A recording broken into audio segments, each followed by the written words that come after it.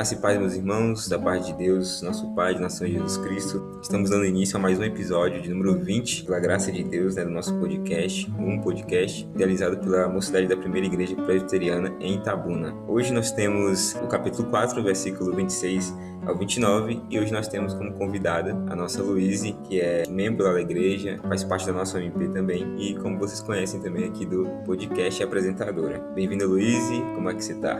Amém. Obrigada, Ezra. Estou bem, graças a Deus, e muito feliz, por essa oportunidade de estudar mais com os ouvintes, mais com você também, e que Deus nos ilumine nesse estudo. Amém. Antes da leitura, meus irmãos, vamos fazer uma oração para darmos início, que o Espírito Santo ilumine a nossa mente e a mente de Luíse também. Oremos. Santo Deus, nosso Pai, neste momento, nós te pedimos humildemente, Senhor, que venha iluminar os nossos corações e as nossas mentes, ó Pai, para ler a tua santa palavra essa inspirada pelo Espírito Santo de Deus e que nos é entregue como revelação tua, Pai. A tua palavra é o Senhor falando conosco. Nós te pedimos, ó Deus, em especial pela vida de Luíse, que ela fale, ó Deus, usada pelo Espírito Santo aos nossos corações. O Espírito Santo aplique em nosso coração tal palavra, ó Deus. Nos enche do teu Espírito e nos enche de conhecimento com sabedoria, Pai. É isso que te pedimos encarecidamente, sabendo que com a nossa própria força e com a nossa própria mente somos incapazes, ó Pai, de chegar a Ti e de entender, ó Pai, a Tua revelação da maneira correta, Senhor. Nos ilumine em nome de Jesus. Amém.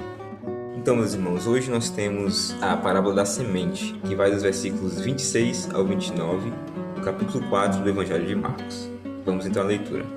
Disse ainda: o reino de Deus é assim como se um homem lançasse a semente à terra, depois dormisse e se levantasse de noite e de dia, e a semente germinasse e crescesse, não sabendo ele como a terra por si mesma frutifica, primeiro a erva, depois a espiga e por fim o grão cheio na espiga. E, quando o fruto já está maduro, logo se lhe mete a foice, porque é chegada a ceifa. Diz assim a palavra de Deus, é com você, Luísa. Amém. Então, meus irmãos, como Esdras mesmo disse, o título aí sugerido é a parábola da semente. Essa parábola, ela somente é mencionada aqui no Evangelho segundo Marcos. E esta, como toda parábola de Jesus, ela nos traz grandes e preciosos ensinamentos. Primeiro, começando já pelo primeiro versículo, o 26, e dizia: o reino de Deus é assim como se um homem lançasse semente à terra. Já um primeiro comentário que é possível ser feito já nesse primeiro versículo é essa comparação que Jesus fez, que ao comparar o reino de Deus às sementes lançadas ao solo, ou seja, Jesus fez uma comparação com algo simples, em vez de comparar com algo grandioso. Isso já demonstra o quanto Jesus ele se faz próximo de nós, trazendo à nossa mente, na verdade, a própria encarnação de Jesus, ou seja, um Deus, no seu reino grandioso, um Deus soberano, mas que se fez em forma humana, para simbolizar justamente essa proximidade dele a nós. Por isso que essa comparação. Ele faz o reino de Deus, um reino enorme, um reino grandioso, mas ele escolhe compará-lo com algo simples, como sementes lançadas ao solo. E também já um segundo comentário desse versículo 26, iniciando pela seguinte frase, vamos refletir sobre ela. Não há colheita sem plantio. Essa é uma frase bem óbvia, na verdade, porque para que um agricultor ele possa colher, é necessário que ele semeie. Então, nesta parábola, a semente, ela simboliza o Evangelho, ou seja, a palavra de Deus. E o homem que lança a semente, o semeador, ele simboliza o cristão, nós cristãos. Então, de modo análogo, não há crescimento do reino de Deus sem pregação. Só que esse crescimento do reino está associado justamente com mais pessoas, que também vão se tornar cristãos, também serão tocados por Deus e chegarão a Ele. Então, na verdade, o quebrantamento do coração e transformação do ser humano são efetuados pelo Espírito Santo. Nós vamos falar mais disso um pouquinho mais à frente. Mas ele utiliza como esse meio a palavra de Deus, a pregação, ou seja, é o Espírito Santo que de fato quebranta, mas ele utiliza a pregação de sua palavra para isso. Então, vamos citar um texto aqui, que se encontra em Romanos, no capítulo 10, os versículos 13 e 14, que diz: porque todo aquele que invocar o nome do Senhor será salvo. Como, porém, invocarão aquele em quem não creram? E como crerão naquele de quem nada ouviram? E como ouvirão, se não há quem pregue? Então, voltemos à frase que eu citei no começo. Não há colheita sem plantio. Se nós desejamos que o reino de Deus cresça, que mais pessoas também sejam cristãos, é importante que a gente lance a semente, que a gente pregue a palavra de Deus. Então aí já temos também uma reflexão. Nós temos lançado a semente? Agora partindo, meus irmãos, para o versículo 27. Vou reler aqui, o 26 e 27. Que dizia: o reino de Deus é assim como se um homem lançasse semente à terra, e dormisse e se levantasse de noite ou de dia, e a semente brotasse e crescesse, não sabendo ele como. Nesse versículo 27, também nós temos dois ensinamentos muito importantes. Primeiro, o semeador não faz a semente crescer. Este versículo, ele enfatiza que, embora tenhamos a responsabilidade de semear, o brotar da semente não depende de nós. Por isso aqui que diz, né, que ele podia dormir e levantar de manhã ou de noite. A semente iria brotar. Ou seja, não depende exatamente, o brotar dessa semente não está associado a um trabalho do semeador. Por isso que é um grande erro, quando nós pensamos que talvez uma fala eloquente ou palavras bonitas, né, como nós dizemos, inserem a palavra de Deus no coração de alguém. A verdade não é assim. Quem de fato quebranta é o próprio Espírito Santo. Então, por exemplo, uma fala eloquente, ela pode reter a atenção das pessoas por um certo tempo. Mas se não houver, de fato, um agir do Espírito Santo nessa pessoa, é como nós dizemos, né, que a palavra entra por um ouvido e sai pelo outro. Então, nós devemos semear o Evangelho através da pregação. Porém, quem faz a semente brotar, ou seja, quem quebranta, quem gera arrependimento e transformação, é o próprio Deus. Por isso também que nós oramos antes das pregações ou das palavras e estudos, como aí o Esdras fez, né? Antes desse estudo, ele fez uma oração. Por quê? No caso, a palavra de Deus estará sendo pregada, porém nós clamamos ao Senhor por esse brotar da semente, que não sou eu que vou fazer, nem o Esdras, mas unicamente a ele. Então a semente, através desse estudo, tem sido lançada, porém de fato esse brotar, né, dessa semente é o próprio Deus que fará. E o outro ensinamento também nesse versículo está no finalzinho dele, quando diz, né, que a semente brotasse e crescesse, não sabendo ele como. Então o semeador, ele não entende o crescimento da semente, justamente por essa expressão, não sabendo ele como, que nos remete a algo que vai além da compreensão. Ou seja, é algo ali, o brotar dessa semente é algo que o próprio semeador, ele não consegue descrever. Ou seja, é algo tão maravilhoso, é um milagre na verdade, que ele não sabe como aquilo se deu, de tão maravilhoso que é. Então, assim como o brotar e o desenvolver de uma semente ao longo do tempo é um milagre para um agricultor, né? Ele vê ali o solo, ainda sem planta nenhuma, então ele semeia aquela semente e vê, né, no decorrer dos dias, já crescer um brotinho, conforme o tempo vai passando, já cresce mais um pouquinho, começa a nascer as folhas, e por aí vai, né, o desenvolvimento até se tornar uma árvore. Então, da mesma forma, o brotar e desenvolver da palavra de Deus no ser humano é um milagre. Lembremos agora de um exemplo da própria Bíblia, Zaqueu. A história dele está descrita no Evangelho segundo Lucas, no capítulo 19, os versículos de 1 a 10, que ali conta justamente esse milagre, ou seja, Zaqueu era um cobrador de impostos, né? Então ele tem esse encontro com Jesus, Jesus vai ali até a casa dele, né? Então isso aí já indica a questão do brotar da semente, porque ali mesmo, conversando com Jesus, a atitude e as palavras dele demonstram arrependimento, demonstram que de fato Cristo fez brotar essa semente nele. Ou seja, ele já disse, né, que se ele, de alguma forma, ele foi desonesto com alguma pessoa, como um cobrador de impostos, né, ele iria restituir 4 vezes mais. Então, é justamente essa questão do semeador não entender o crescimento da semente, ou seja, por ser algo tão maravilhoso. A salvação, na verdade, é um milagre, né, no caso de Zaqueu, um homem distante de Deus, mas a partir do brotar dessa semente, com a presença de Cristo, houve esse milagre na vida dele, assim como ocorre nas nossas vidas também.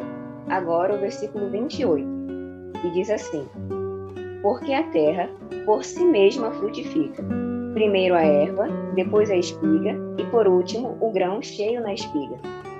O ensinamento desse versículo, que além de fazer a semente brotar, Deus também age no completo desenvolvimento da planta. Aí a primeira parte do versículo, que diz: porque a terra por si mesma frutifica. Ou seja, aqui está enfatizando, né, o que nós já dissemos, que é Deus que faz a semente brotar. Então, esse por si mesma frutifica, ou seja, a própria semente, né, pelo agir de Deus, é que brota nesse solo, no caso.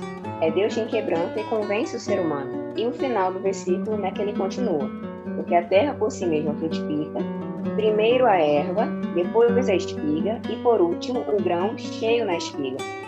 Então, o texto revela que a semente não somente brotou, mas também cresceu, se desenvolveu ao ponto de produzir o grão na espiga. Ou seja, ele descreve esse crescimento, esse desenvolvimento completo dessa semente. Ela não morreu no meio do caminho. Ela não somente brotou, chegou à fase, né, das folhinhas e tal, e morreu. Não, aqui descreve que ela continuou até, vamos dizer, o ápice, né, de uma planta, ou seja, quando ela chega ao ponto de produzir frutos, nesse caso, produzindo grãos, que seriam capazes, né, por esses grãos, de serem plantadas outras sementes. Então, da mesma maneira, além de nos levar ao arrependimento e quebrantamento, ou seja, o brotar da semente, Deus também nos capacita, sustenta, fortalece no decorrer da nossa caminhada como cristãos. Isso que simboliza esse desenvolvimento da planta. Então, vou citar, meus irmãos, um texto, 1 Pedro, no capítulo 5, os versículos 10 e 11, que diz assim: E o Deus de toda graça, que em Cristo Jesus vos chamou à sua eterna glória, depois de haverdes padecido um pouco, Ele mesmo vos aperfeiçoará, confirmará, fortificará e fortalecerá. A Ele seja a glória e o poderio para todo sempre. Amém. Então, aqui no texto, ele não nos traz muitos detalhes, né? Mas quando nós pensamos, essa analogia feita por Jesus, pensar mesmo no desenvolvimento de uma planta, ela enfrenta muitas dificuldades, né? Sendo ali plantada num solo. Talvez um dia pode ter uma chuva muito forte, um dia não, né? Várias vezes.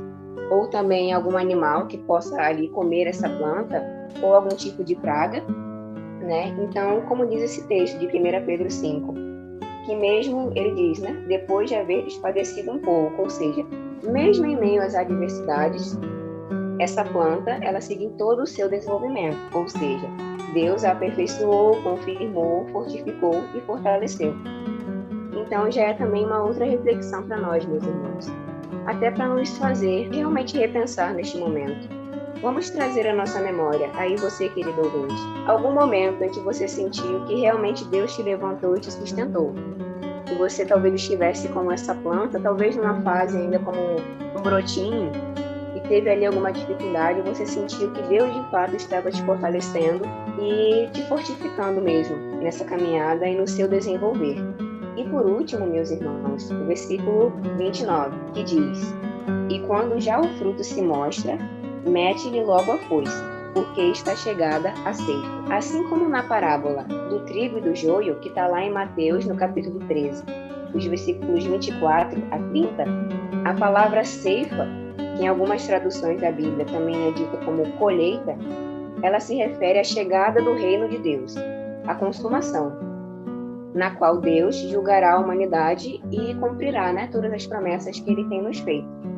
Então, um texto a ser citado aqui sobre esse julgamento de Deus, né, sobre a humanidade, está em Mateus, no capítulo 13, os versículos 41 ao 43, e diz assim: Mandará o Filho do Homem os seus anjos, e eles escolherão do seu reino tudo que causa escândalo e os que cometem iniquidade, e lançá-los-ão na fornalha de fogo. Ali haverá pranto e ranger de dentes. Então os justos resplandecerão como o sol, no reino de seu Pai. Quem tem ouvidos para ouvir, que ouça.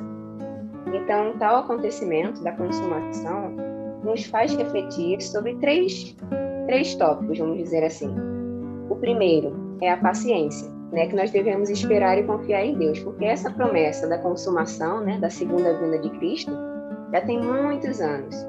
Então, isso trabalha em nós a paciência, porque nós podemos confiar em Deus que Ele cumpre suas promessas. Se Ele prometeu que Cristo virá, então Ele virá. O segundo tópico é a esperança, em especial nesse momento de pandemia que temos vivido, né, tantas ansiedades, preocupações, doenças. Nesse mundo aqui terreno que nós enfrentamos tantos momentos difíceis, essa esperança da consumação traz em nós, gera em nós a esperança. Porque na Nova Jerusalém, como é descrita no livro de Apocalipse, né, na cidade celestial, não haverá nada disso de ruim. Não haverá dor, nem tristeza, nem doenças, nem decepções, nada disso. Mas viveremos eternamente com Cristo, né, desfrutando lá da sua glória e perfeita comunhão com Ele. E o terceiro e último tópico desse estudo, também a vigilância. Né? Essa expectativa da vinda, do retorno de Cristo, da consumação, né, nos faz vigiar, ou seja, estar preparados, buscando e servindo ao Senhor em todo o tempo, em espírito e em verdade, com toda a sinceridade possível, buscando ao Senhor para que Ele nos capacite em todos os momentos. É isso, meus irmãos. Vamos orar.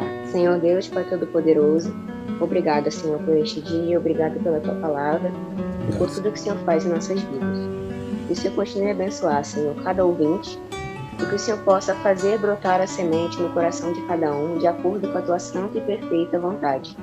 Obrigada por esta oportunidade, Senhor, por este programa, e cada dia mais o Senhor nos capacite para falar aquilo que de fato vem de Ti, né, o que o Senhor de fato quis dizer com a Tua palavra. Perdoa-nos, Senhor, pelas nossas falhas, e Te louvamos pela Tua fidelidade, porque o Senhor cumpre as Suas promessas.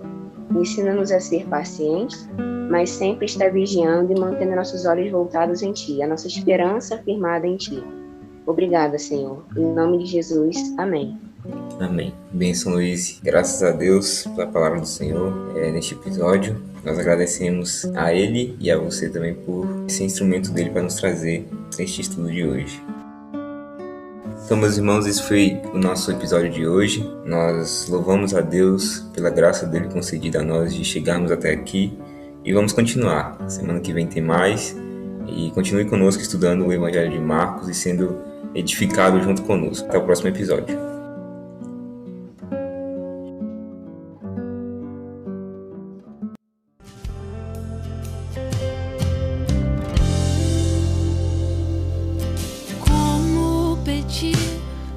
Coroas a um rei que da sua glória se despiu. Como exigir riquezas de um rei que a cabeça não tinha onde reclinar?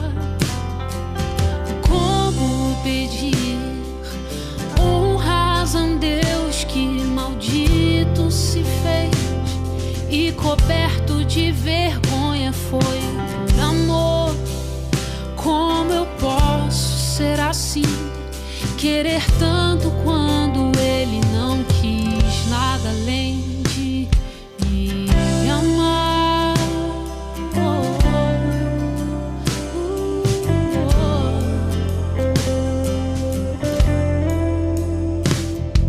E todos os seus passos só me falam que o que Ele espera de mim é renunciar, é morrer pra mim mesmo, é tomar minha cruz, seguir os seus passos.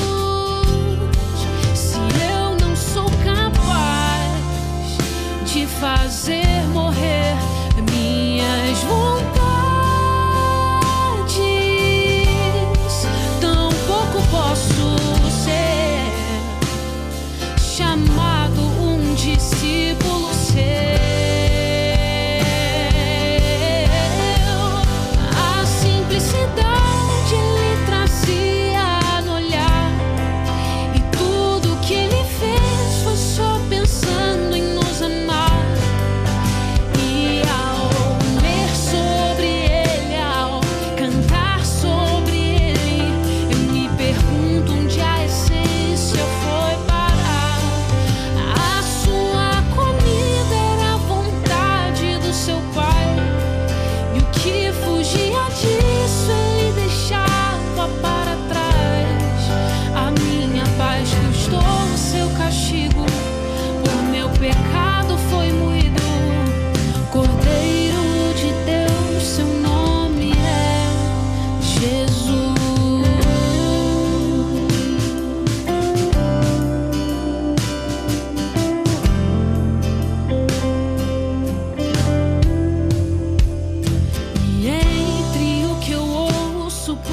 vi e o que eu leio sobre ele, eu só acho contrastes.